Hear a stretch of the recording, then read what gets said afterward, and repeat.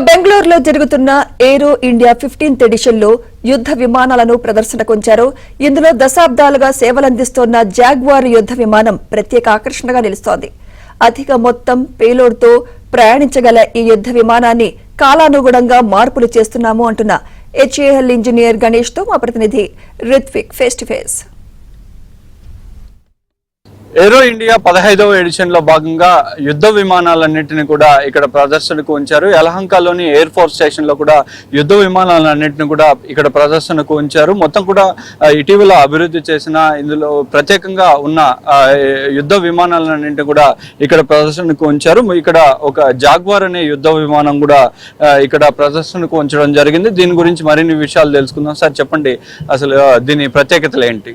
Sir jaguar అంటే మామూలుగా ఇది basically it is a fighter aircraft Anglo French aircraft అనమాట. అంటే బ్రిటిషర్స్ కమ్ ఫ్రాన్స్ ఇద్దరు కలిపి మ్యానుఫ్యాక్చర్ చేసేది. దీని కంప్లీట్ ఏవియానిక్స్ అన్ని కూడా ఫ్రాన్స్వి అండ్ ఇంజిన్ వచ్చి బ్రిటిషర్స్ అనమాట. ప్రజెంట్ అయితే దీన్ని మొత్తం లైసెన్స్ అంతా మన హెచ్ఎల్ దగ్గర ఉంది. దీని ఇక్కడ అసెంబ్లింగ్ కానివ్వండి, లేకపోతే ఇంకా ఓవరాల్ కానీ మిగతా అన్ని కూడా హిందుస్థాన్ ఏరోనాటిక్స్ లిమిటెడ్ చూసుకుంటాం. అంటే యుద్ధ విమానాలకి దీనికి ప్రత్యేకత ఏం సార్? ఇది బేసికల్ గా సార్ మిగతా ఇప్పుడు యుద్ధ విమానాలు అన్ని చూసుకుంటే మనం ఫైటర్ ఎయిర్క్రాఫ్ట్స్ అని చెప్పేసి అంటా ఉంటాయి. ఇది ఒక్కటి స్పెషల్లీ బాంబర్ అనమాట. అంటే it can take heavy loads of bombs. మామూలుగా 8000 kg బాంబ్స్ వరకు తీసుకెళ్ళగలదు ఈ ఎయిర్క్రాఫ్ట్. కాబట్టి యుద్ధం వచ్చినప్పుడు మాత్రం దీనికి సపోర్ట్గా వేరే ఎయిర్క్రాఫ్ట్స్ వెళ్తూ ఉంటాయి. ఎందుకంటే మిగతా ఎయిర్క్రాఫ్ట్స్ ఏవి కూడా హెవీ లోడ్స్ ఆఫ్ బాంబ్స్ తీసుకెళ్ళవు. ప్రతి ఎయిర్క్రాఫ్ట్కి సమ్ లిమిట్ ఉంటుంది. ఎందుకంటే పేలోడ్ అనేది ప్రతిదానికి లిమిట్ ఉంటుంది. దీనికి బాంబ్స్ ఎక్కువ తీసుకెళ్తుంది ఈ ఎయిర్క్రాఫ్ట్. బాంబ్స్ కానివ్వండి, మిసైల్స్ వచ్చి 2 మిసైల్స్ తీసుకెళ్తుంది. అండ్ ప్రజెంట్ మీరు చూసినట్టయితే పైన లోడ్ అయినది కూడా మిసైల్ అనమాట. ఓకే, కింద ఇప్పుడు మీకు కనిపిస్తున్నాయి కదా 1, 2, 3, 4 ఇవన్నీ కింద ఉన్నవి బాంబ్స్. ఈ మధ్యలో పెద్ద ట్యాంక్ ఉన్నదేమో fuel tank, additional fuel tank అంటే డ్రాప్ ట్యాంక్ అని చెప్పేసి ఉంటాం. అండ్ సో ఆల్రెడీ ఇప్పుడు మొత్తం కూడా దానికి మిసైల్ అంతా కూడా ఫిట్ చేస్తున్నారు.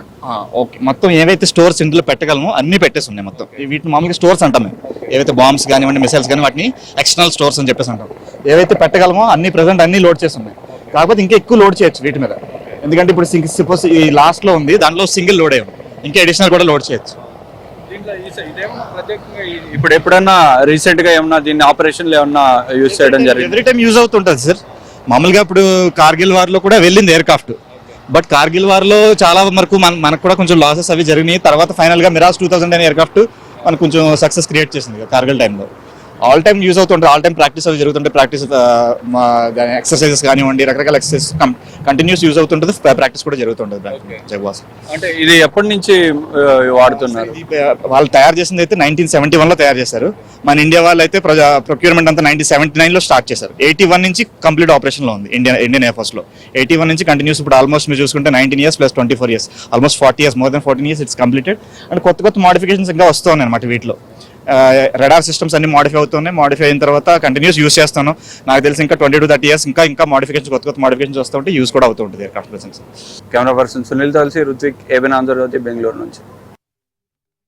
Example of such professionalism is the next formation, Tejas, which is led by a group captain and Air Chief Marshal AP Singh, Chief of the Air